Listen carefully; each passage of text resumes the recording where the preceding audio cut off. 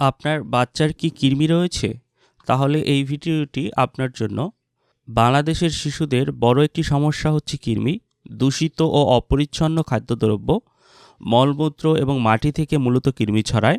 এছাড়াও অস্বাস্থ্যকর স্যানিটেশন, দূষিত পানি, অপরিচ্ছন্ন গৃহস্থালী, বড় নখ, শৌচাগার শেষে হাত সাবান দিয়ে না ধোয়া, খালি পায়ে শৌচাগারে যাওয়া বা মাটিতে খালি পায়ে হাঁটা কৃমিতে আক্রান্ত হওয়ার প্রধান কারণ। তো আজকে আমি যে প্রোডাক্টটি নিয়ে এসেছি সেটির নাম হচ্ছে অ্যালবেন সিরাপ, বা আপনারা সাসপেনশনও বলতে পারেন। এটির ভিতরে রয়েছে অ্যালবেন্ডাজল ইউএসপি। তো এই সিরাপটি মূলত এই কৃমির উপরে কাজ করে থাকে। সিরাপটি খাওয়ানোর পূর্বে আপনারা কিভাবে বুঝবেন যে আপনার বাচ্চার কৃমির সমস্যা রয়েছে, লক্ষণগুলো কী কী সেটিও আপনাদেরকে একটু বলে দেই।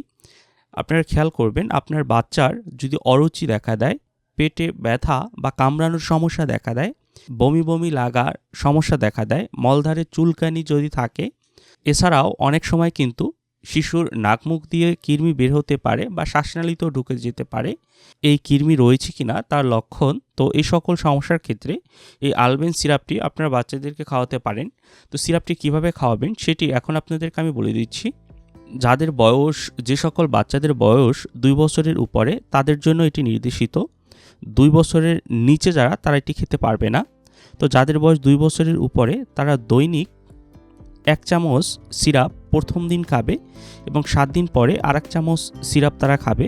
আমি আবারও বলছি, যেদিন এটি বাচ্চাদেরকে খাওয়াবেন সেই দিন 1 চামচ খাওয়াবেন এবং 7 দিন পরে আর 1 চামচ খাওয়াবেন।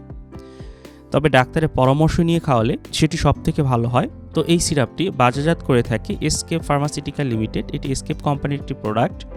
এটির পার্শ্ব প্রতিক্রিয়ার ভিতরে রয়েছে অনেক সময় পাকতন্ত্রী গোলযোগ, মাথা ব্যথা দেখা দিতে পারে। গর্ভাবস্থায় বা স্তনদানকালে এটি খাওয়া যাবে না, এটির ক্যাটাগরি সি। সেক্ষেত্রে এটির ব্যবহার এড়িয়ে যেতে হবে। তো এই সিরাপটির মূল্য কত টাকা সেটি এখন আপনাদেরকে আমি বলে দিচ্ছি। এটির মূল্য হচ্ছে 23 টাকা। আপনারা 23 টাকার যে কোনো ফার্মেসির দোকান থেকে এটি ক্রয় করতে পারবেন।